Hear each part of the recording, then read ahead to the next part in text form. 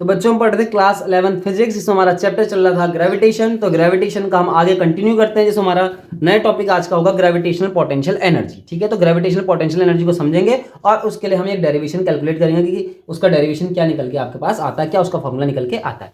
तो पहले इसकी डेफिनेशन याद करने की कोशिश करते हैं।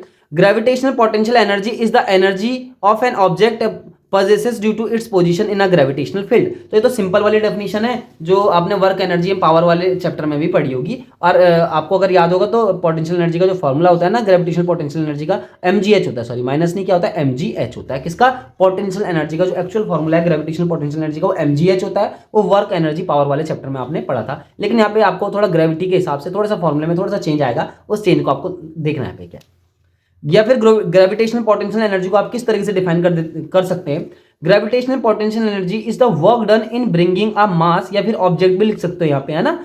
The gravitational potential energy is the work done in bringing a object from infinity to that point in the gravitational field without altering its kinetic energy. मतलब बिना काइनेटिक एनर्जी चेंज हुए, समझ रहे हो मैंने क्या बोला, कि बिना काइनेटिक एनर्जी चेंज हुए ऑब्जेक्ट को, किसी भी ऑब्जेक्ट को इन्फिनिटी से ग्रेविटेशनल फील्ड में लाने के लिए जितना भी वर्क करना पड़ता है, उसी वर्क को हम ग्रेविटेशनल पोटेंशियल एनर्जी बोलते हैं। दोबारा से एक बार समझने की कोशिश करो, मैंने क्या बोला कि किसी ऑब्जेक्ट को इन्फिनिटी से लेकर ग्रेविटेशनल फील्ड में लाने के लिए जितना वर्क डन करना पड़ता है, उसी को हम ग्रेविटेशनल पोटेंशियल एनर्जी बोलते हैं। ठीक है ना। अब हम उसका फॉर्मूला क्या करते हैं, कैलकुलेट करने की कोशिश यहाँ पे करते हैं कि किस तरीके से कैलकुलेशन होगी। तो सॉल्यूशन करते हैं। तो देखो आपके भाई ये अर्थ बना रखी है मैंने यहाँ पे, ये अर्थ है, मान लो अर्थ का रेडियस r है, ठीक है। और अर्थ के सेंटर से इस पॉइंट को O ले लो, अर्थ के सेंटर O से ठीक स्मॉल r डिस्टेंस पे एक पॉइंट P है। इस पॉइंट P पे ही आपको क्या करना है, एक ऑब्जेक्ट को लेके आना है। अब यहाँ पे एक पॉइंट A मान लो इन्फिनिटी पे, कंसिडर ये जो पॉइंट A है ना, ये वाला है, याद रखना, है ना। तो ये एक पॉइंट A है जो इन्फिनिटी पे है, ठीक है। और वहां पे एक ऑब्जेक्ट रखा है जिसका मास m है। इस ऑब्जेक्ट को जिसका मास m है, इसको इन्फिनिटी से लेके इस P पॉइंट तक लेके आना है। और P पॉइंट तक लाने में जितना वर्क डन करना पड़ेगा ना, उसी को हम बोलेंगे the potential energy at the P point, the gravitational potential energy at the P point. तो यही यहाँ पे करना है। तो सबसे पहले हम यहाँ पे थोड़ा सा कंसिडरेशन भी आप लिख सकते हैं, कंसिडर अ मास, जैसा मैं बोल रहा हूँ आप लिख सकते हैं, कंसिडर एन ऑब्जेक्ट लिख दो, consider an object of mass m placed at point A पे रखा हुआ है। और पॉइंट ए कहाँ है, मैंने आपको पहले बता दिया, इन्फिनिटी पे।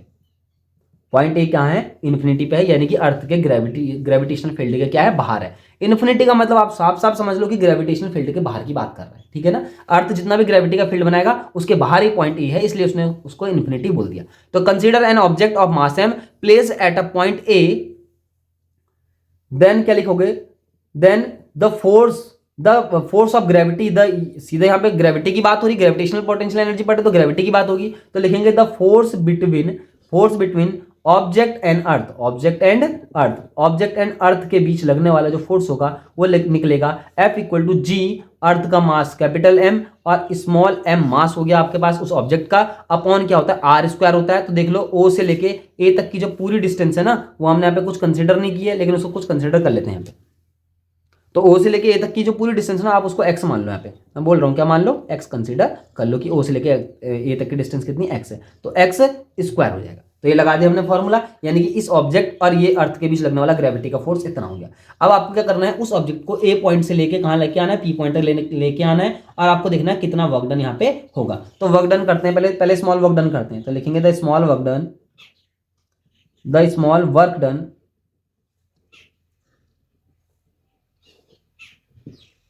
अगेंस्ट द ग्रेविटेशनल फील्ड, याद रखना है, against the gravitational field to displace, या लिख दोगे to displace distance x, to displace dx towards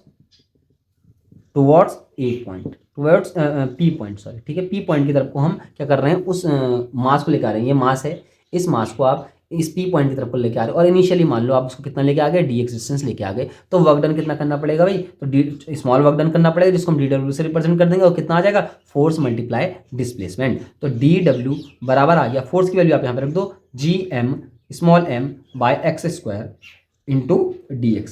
आपको याद रखना है, यहाँ पे हम पोटेंशियल एनर्जी कैलकुलेट कर रहे हैं, तो आपको आगे भी याद रखना है, बाद में भी आपको याद रखना है, अभी नहीं, आपको बाद में भी याद रखना है। क्या याद रखना है कि जब भी आप पोटेंशियल एनर्जी कैलकुलेट करोगे, कहीं भी कैलकुलेट करोगे, पूरे फिजिक्स में कितना भी पढ़ लो आप, तो आपको वहाँ पे वर्क डन ही निकालना पड़ता है कि वर्क डन निकालो और पोटेंशियल एनर्जी आ जाती है। तो वर्क डन निकाल दिया हमने यहाँ पे, स्मॉल वर्क डन निकला है। तो अब टोटल वर्क डन निकाल देंगे। टोटल वर्क डन कैसे निकालेंगे भाई, इसको इंटीग्रेट कर देंगे, कहाँ से कहाँ तक करना है वो तो आपको अभी समझ में आ जाएगा। देखो तो मैंने क्या बोला, आपके पास स्मॉल वर्क डन आ गया था, तो टोटल वर्क डन क्या आएगा, इंटीग्रेशन लगा देंगे और DW लिख देंगे टोटल वर्क डन निकालने के लिए। अब इंटीग्रेशन कहाँ से कहाँ तक लेके आ रहे हैं, इन्फिनिटी से लेके कहाँ तक लेके आ रहे हैं उसको, पी पॉइंट। पी पॉइंट मतलब पी पॉइंट का जो डिस्टेंस है ना ओरिजिन से, वो R है। तो इन्फिनिटी से लेके R तक आप इसको लेके आ रहे हो, मतलब ए पॉइंट इन्फिनिटी पे था, तो इन्फिनिटी से लेके कहाँ तक लेके आए आप, इसे पी पॉइंट पे लेके आएंगे टोटली कंप्लीटली। मैंने आपको क्या बोला कि पी पॉइंट तक लाने में वर्क डन फाइंड आउट करना है, और वही क्या हो जाएगी, ग्रेविटेशनल पोटेंशियल एनर्जी हो जाएगी एट द पी पॉइंट।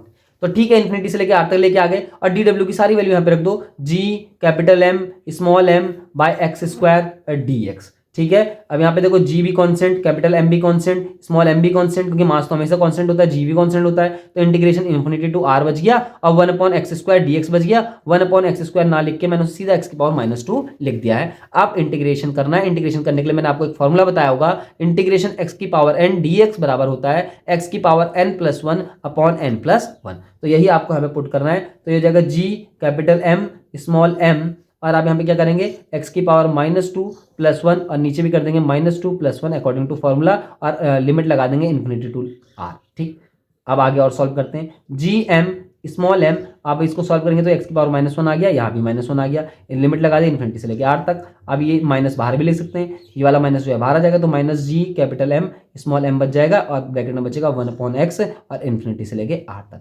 अब क्या करेंगे, यहाँ पे मैंने क्या बोला, ये -1 बाहर ले लेना सिंपल, क्योंकि माइनस तो बाहर आना ही आना है, तो माइनस आप बाहर ले लो।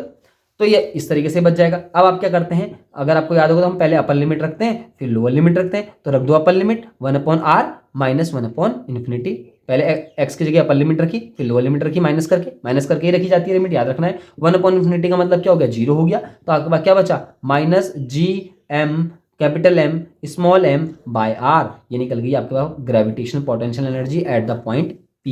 याद रखना है, बहुत इंपॉर्टेंट फॉर्मूला आपके लिए रहने वाला है। देख लो पोटेंशियल एनर्जी किस तरीके से निकालते हैं। तो देखो यहाँ पे पोटेंशियल एनर्जी माइनस में आ गई, और इस माइनस का क्या मतलब, इस माइनस का मतलब समझने की कोशिश करते हैं। पोटेंशियल एनर्जी माइनस में तो आई है, देखो याद रख रहे हैं, माइनस में मैंने आपको पहले ही बताया कि माइनस में पोटेंशियल एनर्जी तभी आती है जब आपको वर्क डन करना नहीं पड़ता, अपने आप हो जाता है। तो आगे तो सीधी सी बात है, देखो आप समझ गए हो क्या बोलना चाह रहा हूं मैं, कि अगर आप कोई अर्थ के ऊपर से कोई ऑब्जेक्ट अर्थ के अंदर फेंकते हो, तो क्या करेगा, अर्थ का ग्रेविटी का जो फील्ड है उसको अट्रैक्ट करेगा, यानी कि अपने आप नीचे वो गिरेगा, आप धक्का तो देंगे नहीं इसको, यानी कि खुद ही तो वर्क डन हो रहा है, यानी ग्रेविटी का फील्ड खुद ही वर्क डन कर रहा है, आपको कोई बाहर से एक्सटर्नल वर्क डन नहीं करना पड़ रहा। तो जब वर्क डन खुद ही होता है, यानी कि वर्क आपको ऑब्टेन हो जाता है, तो वहां पे हमेशा पोटेंशियल एनर्जी नेगेटिव ही निकल के आएगी। ये चीज आपको ध्यान रखनी है कि पोटेंशियल एनर्जी नेगेटिव निकल के आई है, इसका मतलब क्या है, वर्क डन अपने आप हो गया है, तुमने नहीं करा, अपने आप हो गया वो वर्क डन। वो तो तुम खुद ही समझ रहे हो कि अगर एक ऑब्जेक्ट अगर आप अर्थ में फेंकेंगे, खुद ही आप ड्रॉप करेंगे, खुद से छोड़ेंगे अपने हाथ से ही, तो वो नीचे को अपने आप जाएगा, आपको कोई फोर्स तो नहीं लगाना पड़ा ना उस पर। तो जब भी आपको खुद से कोई फोर्स ना लगाना पड़े और वर्क डन अपने आप हो जाए, तो पोटेंशियल एनर्जी नेगेटिव निकल के आ जाती है। ठीक है ना, तो पोटेंशियल एनर्जी नेगेटिव क्यों आई, उसका मीनिंग मैंने आपको बता दिया। अब एक छोटा सा टॉपिक है, इसको भी देख लेते हैं, क्योंकि अब ये इसके लिए अलग से वीडियो बनाएंगे तो ये बड़ा हो जाएगा, लेकिन फिर भी इसको देख लेते हैं, ग्रेविटेशनल पोटेंशियल क्या होता है, इसको भी यहाँ पे आज हम डिफाइन कर लेते हैं। तो जितना जैसे मैं आपको बता रहा हूँ, ये चीज़ आपको लिखनी है, याद करनी है, तभी आपको समझ में आएगा, तभी आपको जो आपका पार्ट है फिजिक्स का ये स्ट्रांग हो पाएगा। तो आपके पास देखो क्या है, gravitational potential, it is defined as the amount of work done in bringing of body of unit mass from infinity to that point. देखो इससे पहले हमने ग्रेविटेशनल पोटेंशियल एनर्जी पढ़ा था, वहां पे भी ऐसी डेफिनेशन थी कि it is the defined as the amount of work done in bringing a body from infinity to the gravitational field. यहाँ पे भी वही है, लेकिन यहाँ पे यूनिट मास की बात करते हैं, बस इतना ही अंतर होता है, ध्यान रखना है आपको। वहां पे यूनिट मास नहीं आएगा, यहाँ पे यूनिट मास भी आएगा। तो वर्क जो आपका पोटेंशियल होता है, ग्रेविटेशनल पोटेंशियल, वो वर्क डन अपॉन मास होता है। अगर आपको याद होगा, अगर आपने क्लास 10th में पढ़ा है, वहां पे पोटेंशियल फॉर्मूला, जब आपने इलेक्ट्रिक पोटेंशियल वाला चैप्टर पढ़ा था ना, तो इलेक्ट्रिसिटी वाला, तो वहां पे इलेक्ट्रिक पोटेंशियल का फॉर्मूला आया था वर्क अपॉन चार्ज करके, वो तो इलेक्ट्रिक पोटेंशियल था इसलिए चार्ज आ गया था। यहाँ पे तो ग्रेविटेशनल पोटेंशियल है ना, तो ग्रेविटेशनल पोटेंशियल तो मास के रिस्पेक्ट में डिफाइन कर सकते हैं, क्योंकि मास के कारण ही क्या होती है, ग्रेविटी होती है ऑब्जेक्ट की। तो वर्क डन अपॉन मास अगर आप कर देंगे तो क्या हो जाएगा, ग्रेविटेशनल पोटेंशियल निकल के आएगा। और ये मास जो है ना, वो स्मॉल m वाला मास है, स्मॉल m वाला समझ लो, जो ऑब्जेक्ट आपने ऊपर रखा था अर्थ के, और जो अर्थ के नीचे को आप ला रहे थे, जिससे आप वर्क डन करा रहे थे। तो v की वैल्यू होती है W/m। अब v का आप याद रखना, आपको v है ना, ये पोटेंशियल है, पोटेंशियल हमेशा स्केलर क्वांटिटी होता है, चाहे वो कोई सा भी पोटेंशियल, इलेक्ट्रिक पोटेंशियल हो या फिर ये ग्रेविटेशनल पोटेंशियल।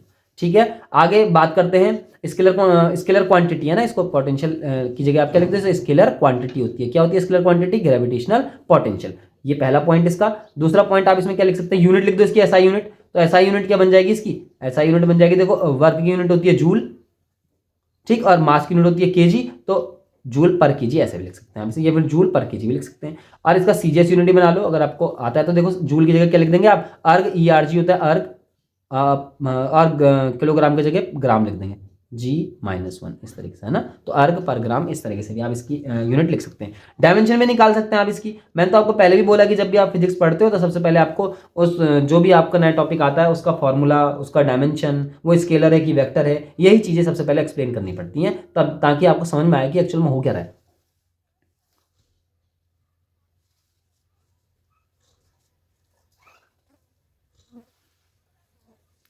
ठीक है, तो डायमेंशन निकालने के लिए हम क्या करेंगे, देखो वर्क का डायमेंशन रख दो, मास का भी डायमेंशन रख दो। तो वर्क का डायमेंशन अगर आपको नहीं आता तो वर्क का डायमेंशन निकाल दो, फोर्स इंटू डिस्प्लेसमेंट करके।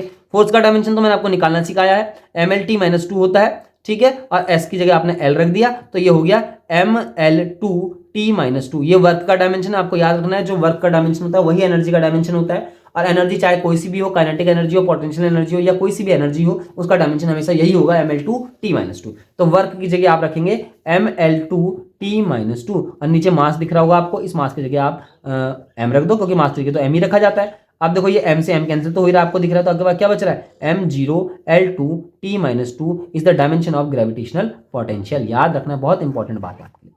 अब जो आपने लास्ट वीडियो, अभी इससे पहले हमने जो डेरिवेशन करा उसमें क्या देखा था हमने, ग्रेविटेशनल पोटेंशियल एनर्जी, तो उसका फॉर्मूला जो निकल के आया था ना, उसकी मदद से आप ग्रेविटेशनल पोटेंशियल भी निकाल सकते हैं पी पॉइंट का। अभी इससे पहले हमने क्या पढ़ा, ग्रेविटेशनल पोटेंशियल एनर्जी कौन से पॉइंट की थी, वो पोटेंशियल एनर्जी पी पॉइंट की थी, ध्यान रखना, ठीक है। यहाँ पे हम पी पॉइंट का पोटेंशियल निकालेंगे, ग्रेविटेशनल पोटेंशियल। तो पोटेंशियल बराबर वर्क अपॉन एम, वर्क मतलब पोटेंशियल एनर्जी। पोटेंशियल एनर्जी का फॉर्मूला कितना आया था, वो GM माइनस के साथ अपॉन एक्स करके ऐसा आया था, आर, है ना। और ये देखो ये स्मॉल एम है नीचे से इस तरीके से, स्मॉल एम से स्मॉल एम कटेगा, तो आपके जो ग्रेविटेशनल पोटेंशियल होगा ना वो आएगा -G M by small R. बहुत बहुत वेरी इंपॉर्टेंट फॉर्मूला आपके लिए रहने वाला है। तो V की वैल्यू आती है -GM/r, इस तरीके से आप ऊपर करके भी देख सकते हैं, ठीक है। तो -GM/r। तो इस वीडियो में हमने क्या देखा कि ग्रेविटेशनल पोटेंशियल एनर्जी क्या होता है, ग्रेविटेशनल पोटेंशियल क्या होता है, ये सारी चीजें आपको याद रखनी है, आपके लिए बहुत इंपॉर्टेंट है, ताकि आपको ग्रेविटी वाला जो चैप्टर है वो आसानी से और अच्छे से समझ में आने लग जाए, ठीक है। अगर आपको वीडियो पसंद आई तो लाइक करना प्लीज, शेयर करें, एंड थैंक यू।